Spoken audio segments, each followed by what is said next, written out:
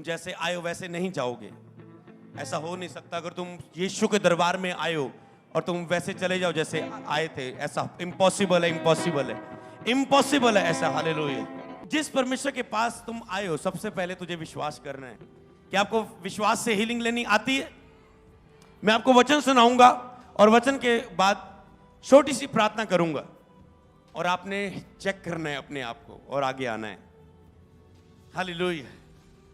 ताकि आप जाने कि वचन में कितनी ताकत है। हालेलुया। मेरे ले हैंड में ताकत नहीं है। अगर तुम बिलीव करो इस वचन पर, वो वचन में ताकत है। हालेलुया। सच में वचन ही है जो सब कुछ करता है। अगर आपके अंदर वचन नहीं है, फेथ नहीं आएगा। फेथ नहीं आएगा तो जितने मर्जी पास्टर से हाथ रखवाओ, तुम हील नहीं होंगे। जो वचन मैं तुझे दे रहा हूं, इस पर बिलीव करना, इसे समझना, ये तेरा काम है। और पवित्र आत्मा आपकी मदद करेगा वचन को समझने के लिए। अगर आप कह रहे हैं पवित्र आत्मा मेरी मदद कर वचन को सुनने के लिए, समझने के लिए, इसको सुन के फल लाने के लिए, टेस्टिमनी लेने के लिए मेरी मदद कर, वो आपकी मदद करेगा। हालेलुया। तो जब तुम परमेश्वर की हुजूरी में बैठे हो, सबसे पहले अंदर ये फेट कर लो, विश्वास कर लो, तू चंगा कर चाहे ना, तू मेरा परमेश्वर है। ये एक अंगीकार है शैतान के सामने और खड़े होने के लिए। पर आज के लिए मैं आपको बोलता हूं, ये परमानेंट नहीं, आज के लिए आपको बोलता हूं मैं, तू चंगा कर चाहे ना। नो, आज आपने कहना है तू मुझे चंगा करेगा ही करेगा, मेरा विश्वास है। बस कुछ मत सोचो प्रभु की इच्छा है, प्रभु की मर्जी है कि नहीं, गॉड टाइम आया कि नहीं, बस करो, फेथ करो, मुझे चंगा करेगा बस आज। कई वक्त क्या होता है, आपके फेथ के उलट बहुत सारी बातें खड़ी हो जाती हैं। शायद ये परमेश्वर की ओर से एक परीक्षा है। जब आप फेथ दिखाते हो और अगुआ पवित्र आत्मा से सुन के बोलता है कि तुझे किस बात पर फेथ करना है आज के टाइम, अगले सरमन में किस बात पर, आज वो क्या कह रहा है तुझे ये नहीं सोचना। कई बार आपकी थिंक वो प्रभु की ओर से नहीं होती, शैतान डालता है, क्योंकि शैतान सारी बाइबल को जानता है। नहीं, ये तेरी परीक्षा है। और आप जब फेथ दिखाने लगते हैं, आपके अंदर डाउट आ जाता है, अगर मैंने मांगा, पर अगर प्रभु की परीक्षा है, प्रभु की इच्छा है, शायद मुझे नहीं मांगना चाहिए। अगर मैंने हील होना तो पहले हील हो जाना था ना, शायद प्रभु की ओर से वेट है। ये चीजें निकालनी है। अगर फेथ से मिरेकल लेने, ये चीजें जरूरत आती हैं, पर एक टाइम पर आती, किसी के लिए है। पर तुझे भेद क्या मिल रहा है, तुझे रेवलेशन क्या मिल रहा है? के लोग सोचते हैं शायद प्रभु मुझे बुढ़ापे में चुनेगा, बुढ़ापे में प्रभु को जीवन दूंगा, शायद इसकी जीवन में अभी टाइम नहीं आया, एक टाइम आएगा मेरा भी कराना बचाया जाएगा। टाइम टूइंग बंद कर दो, तुम फेथ करो। सोचो कई लोग बिना यीशु को जाने मर गए, क्या टाइम नहीं आया उनका? क्या प्रभु चाहता था वो नरक में चले जाएं? समझ पा रहे हो? क्या प्रभु चाहता था वो नरक में चले जाएं? परमेश्वर तो आवाज दे रहा होता है, तुम मानने के लिए बुढ़ापा लगा देते हो। देर परमेश्वर की ओर से नहीं है। उद्धार के लिए देर परमेश्वर की ओर से नहीं है। चिंगाई के लिए देर परमेश्वर की ओर से नहीं है। आज तुझे अंदर फिट करना है। और अगर तुम ये समझ गए, तुम इंस्टेंट आज हीलिंग लेके जाओगे। तो तेरी बीमारी चेक होने वाली हो चाहे ना तुरंत, पर तुम तुरंत हील होंगे यीशु नाम। हालेलुया। समझ पा रहे हो? अभी नहीं, इसका भी टाइम नहीं आया, इसका भी टाइम नहीं आया। तुम यही, शैतान तेरे अंदर यही विश्वास डाल डाल के उद्धार को लेट कर रहा है। तेरे लोगों का, तेरे बच्चों का, तेरे हस्बैंड का उद्धार लेट कर रहा है। वो टाइम टू नहीं, बस धार्मिक का वंश बचाया जाएगा। मैं यीशु के लहू से बपतिस्मा लेके धर्मी बन चुका हूं, मेरा वंश बचाया जाएगा, मेरा घराना बचाया जाएगा, मेरा घराना बचाया जाएगा। तुम बस, तेरा घराना बचाया जाएगा। मैं बच चुका, मैं बपतिस्मा ले चुका हूं, अब मेरे घराने को भी बचना होगा, मेरे उनको बपतिस्मा लेना होगा। शैतान की ओर से कोई डिले नहीं, कोई टाइम नहीं, उनको आना होगा मसीह में। फेथ, तुझे फेथ को बोलना होगा, फेथ को बोलना होगा, अपने विश्वास को बोलना होगा। तो इसका मतलब पहले समझो, कोई दिमाग में चीज नहीं आनी चाहिए कि शैतान बहुत बड़ा है इसलिए नहीं जा रहा है। यीशु से कोई बड़ा नहीं है, मुझे ज्यादा बोलने की जरूरत नहीं है, बस बिलीव करो। बस मैं बोल रहा हूं, यीशु से बड़ा कुछ नहीं है। बस यीशु नाम से बड़ी कोई बीमारी नहीं है, कोई बीमारी बड़ी नहीं है। यीशु नाम सबसे बड़ा है, उसे जाना होगा। तुम वचन पर बिलीव करो। और वचन क्या कहता है? उसके कोड़े खाने से तुम चंगे हो चुके हो। तो इसे कैसे समझना है? सबसे पहले तुम समझ चुके हो परमेश्वर में इतनी ताकत है, तेरी बीमारी उसके सामने कुछ भी नहीं है। तुझे जो समझना है, क्या तुम विश्वास करते हो इस बात पर? विश्वास करते हो वो दुष्ट आत्मा वो बीमारी कुछ भी नहीं है? जितना ताकतवर परमेश्वर है उसके सामने ये कुछ भी नहीं है। तुम विश्वास करते हो कि परमेश्वर तुझे बहुत प्यार करता है? विश्वास करते हो? ये अंदर जाना चाहिए। जब तक ये अंदर नहीं टच करेगी चीज, फेथ पैदा नहीं होगा। तुम विश्वास करते हो वो तुझे बहुत प्यार करता है? और जिससे आप प्यार करते हो, क्या आप उसके लिए सब कुछ नहीं करते? क्या आप अपनी वाइफ से जिससे प्यार करते सब कुछ नहीं करते? क्या कोई अपने प्यार को पाने के लिए सब कुछ नहीं करता? क्या तुम सब कुछ नहीं करते? करते हो। तो वो जो तुझसे प्रेम करता है तेरे लिए सब कुछ क्यों ना करेगा? बिलीव करो। कई तो वचन सुनते सुनते भी लोगों की 10 साल बीमारी के, वो उन्हें वचन पर बिलीव नहीं करने दे रहे। 10 साल से रिसीव कर रहे हैं, चंगे नहीं हो रहे, वो रिसीव नहीं करने दे रहे उन्हें।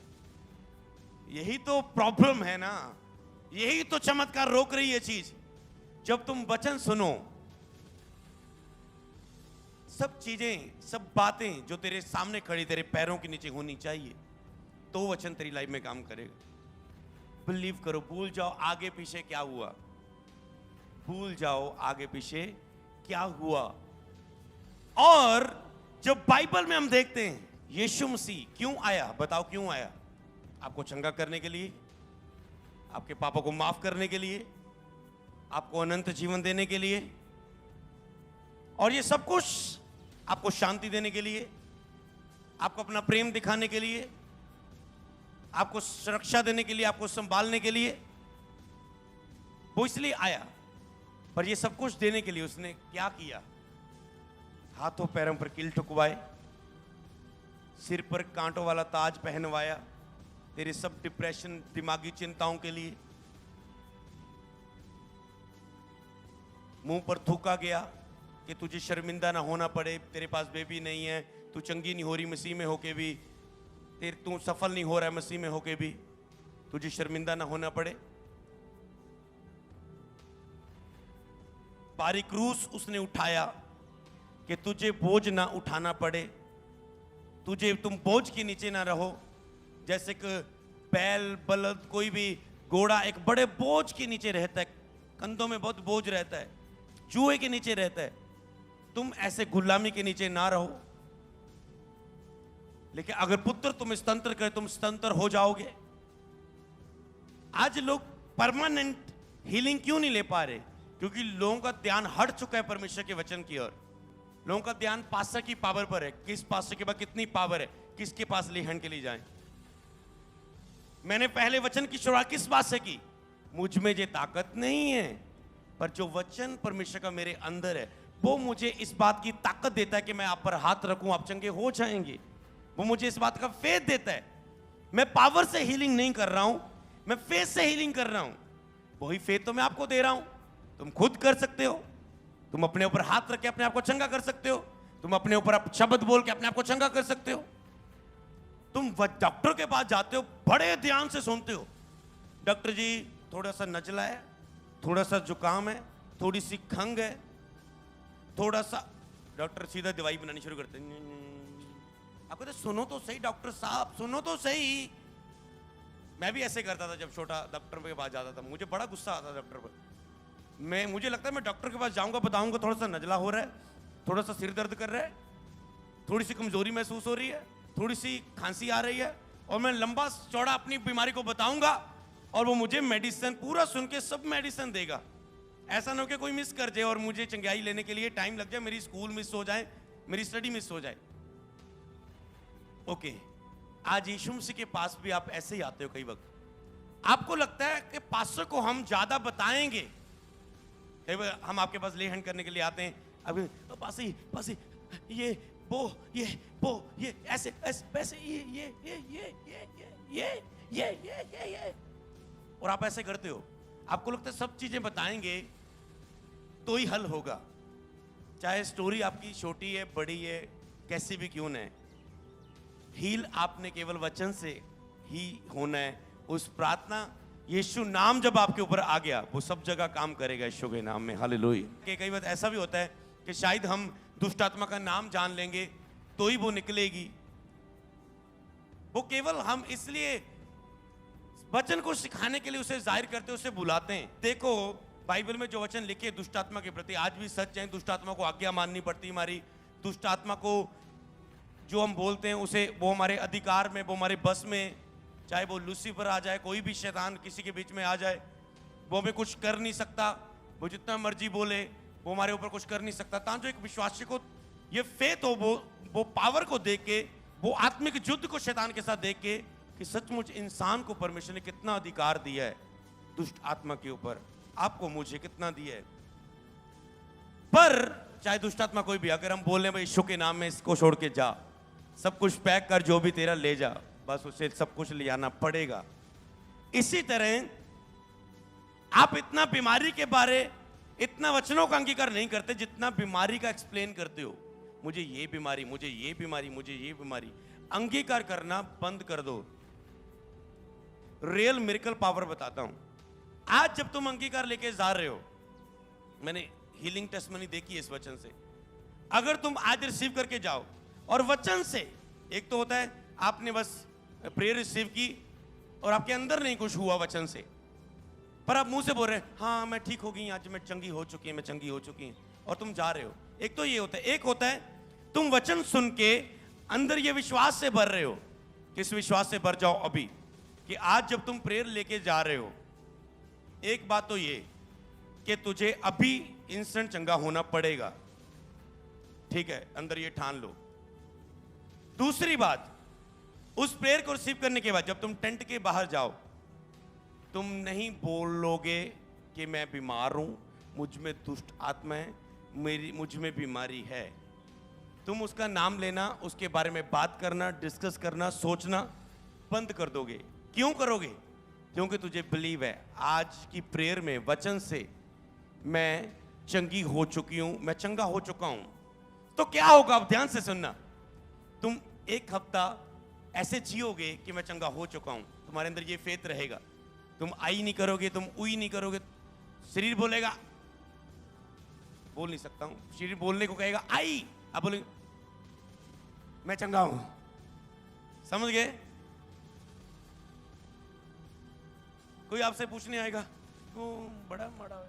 कई बार लोग प्रेयर रिक्वेस्ट सेंड करते हैं, ओ पास्टर जी इस बार फिर ये हो गया। हम उसे आनंद का मैसेज भेजते हैं, हम स्माइली भेजते हैं किसी को, कई बार व्हाट्सएप पे। वो बोल रहे हम दुखी हैं, ये स्माइली क्यों आ रहा है?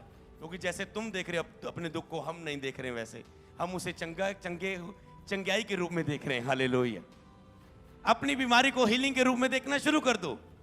इसका मतलब क्या? ये तुम्हारा विश्वास है। और जब तुम ऐसे रखोगे, तुम एक हफ्ता जी के देखो ऐसे, ये मैं आपको बताता हूँ, 1-2 हफ्ते, सिर्फ 1 हफ्ता, क्यों ज्यादा टाइम लगाना, 1 हफ्ता ऐसे जी के देखो। सचमुच तुझे पता नहीं लगेगा तेरा पेन। तुम तो वेट करते हो हीलिंग प्रेयर में, ओके हीलिंग प्रेयर हुई, चेक करके देखते हैं, हुआ, सुन के देखते हैं, नहीं सुना।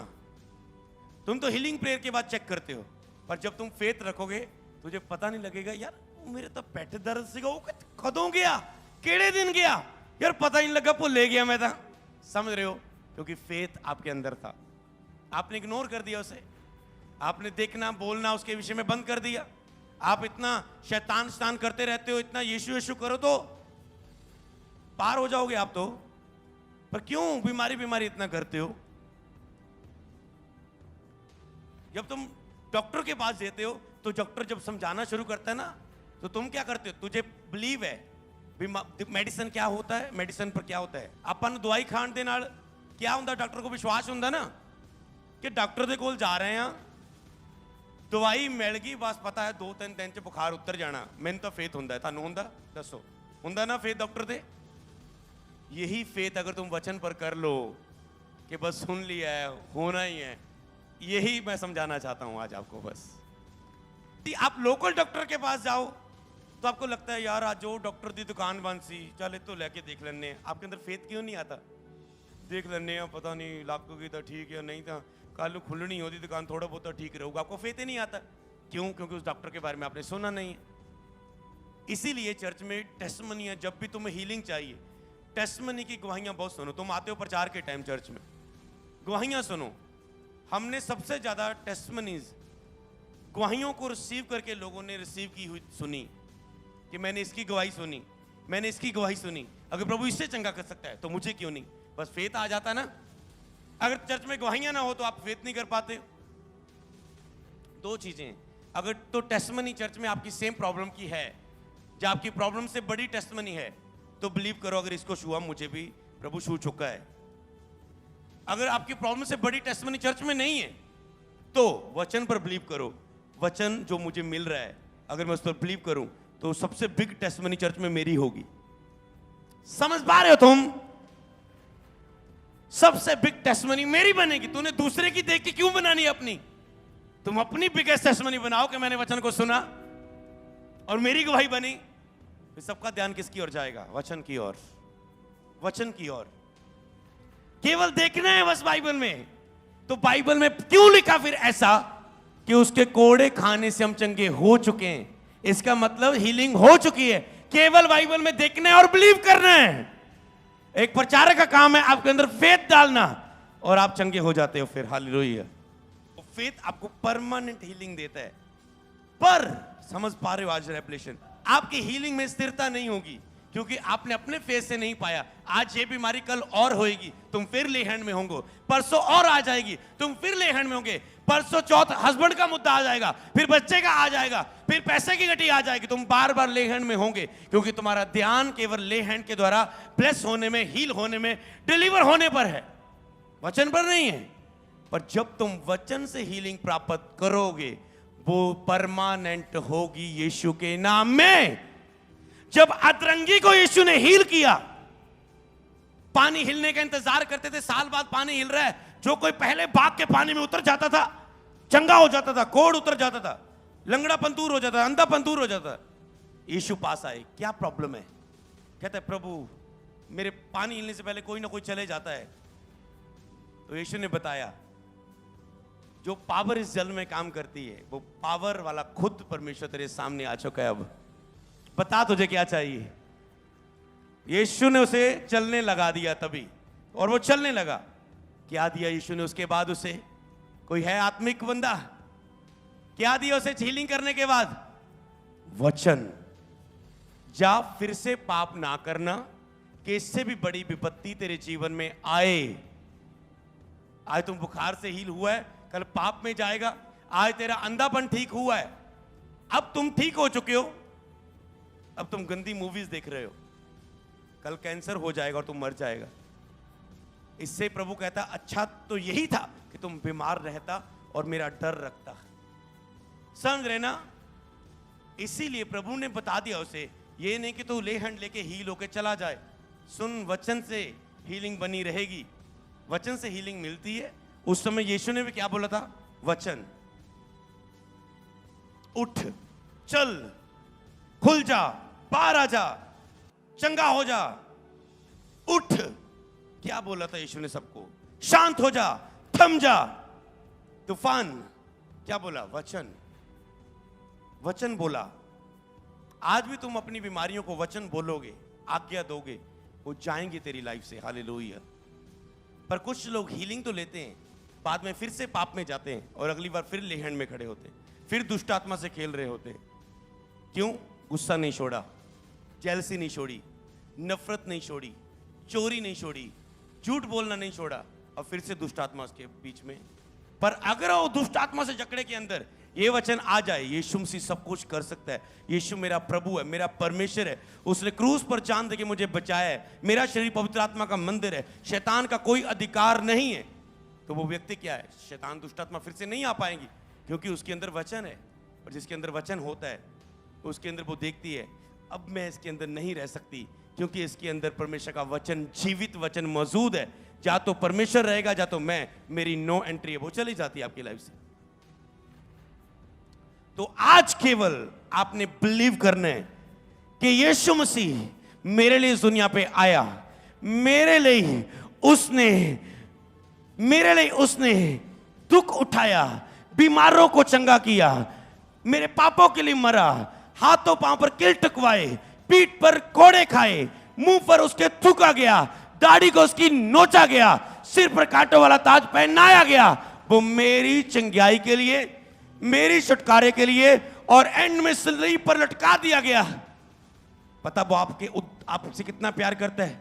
जब यीशु सलीब पर लटका था, पूरा हार्ट फटने वाला था, मतलब मरने वाला था, पूरा ब्रेन साथ नहीं दे रहा था, हार्ट साथ नहीं दे रहा था, अंग साथ नहीं दे रहे थे, पूरा शरीर तड़प रहा था, दर्द हो रहा था। तब एक व्यक्ति यीशु को पुकार रहा है, हे प्रभु यीशु, जब तू स्वर्ग राज्य में जाए। एक डाकू ने पहले बोला, जिसके शब्द अच्छे नहीं थे, कहता अगर तू परमेश्वर का पुत्र है, अपने आप को भी बचा, हमें भी बचा। गलत शब्द यूज किए यीशु मसीह के लिए। पर दूसरा डाकू कह रहा, और चुप कर, सानू तो साडे पापां दी सजा मिल रही है, ਅਸੀਂ कतल किते, चोरी किते, डाकू सी ਤਾਂ ਸਾਨੂੰ ਸੂਲੀ ਤੇ ਚਾੜਿਆ ਜਾ ਰਿਹਾ, ਪਰ ਇਹਨੇ ਤਾਂ ਕੋਈ ਪਾਪ ਨਹੀਂ ਕੀਤੇ, ਤਾਂ ਪਵਿੱਤਰ ਜਾਣਿਆ। ਅਤੇ ਉਹਨੇ ਯੀਸ਼ੂ ਮਸੀਹ ਵਾਲਾ ਸ਼ਬਦ ਬੋਲ ਕੇ ਬੋਲਿਆ, ਯੀਸ਼ੂ ਮਸੀਹ ਅੱਜ ਜਦ ਤੂੰ ਸਵਰਗ ਰਾਜ ਵਿੱਚ ਜਾਵੇਂ ਤਾਂ ਮੈਨੂੰ ਯਾਦ ਕਰੀ। ਇੰਨੇ ਯੀਸ਼ੂ ਮਸੀਹ ਦੁੱਖ ਵਿੱਚ ਸੀਗੇ, ਫਿਰ ਵੀ ਉਹਦੇ ਵੱਲ ਧਿਆਨ ਦੇ ਕੇ ਕਿਹਾ, ਅੱਜ ਹੀ ਤੂੰ ਮੇਰੇ ਨਾਲ ਸਵਰਗ ਦੇ ਵਿੱਚ ਹੋਵੇਂਗਾ। ਅਗਰ ਅੱਜ ਤੁਹਾਡੇ ਸ਼ਬਦ ਇਦਾਂ ਦੇ ਯੀਸ਼ੂ ਮਸੀਹ ਦੇ ਨਾਲ, ਉਹ ਕਹੇਗਾ ਤੁਹਾਨੂੰ ਅੱਜ ਹੀ ਤੂੰ ਔਰ ਚਰਚ ਵਿੱਚ ਆਪਣੀ ਬਿਮਾਰੀਆਂ, ਦੁਸ਼ਟ ਆਤਮਾ ਬੰਧਨ, ਕਰ, ਸ਼ਰਾਬ, ਗਰੀਬੀ ਛੱਡ ਕੇ ਜਾਓਗੇ ਯਿਸੂ ਦੇ ਨਾਮ ਦੇ ਵਿੱਚ। ਹਾਲੇਲੂਇਆ।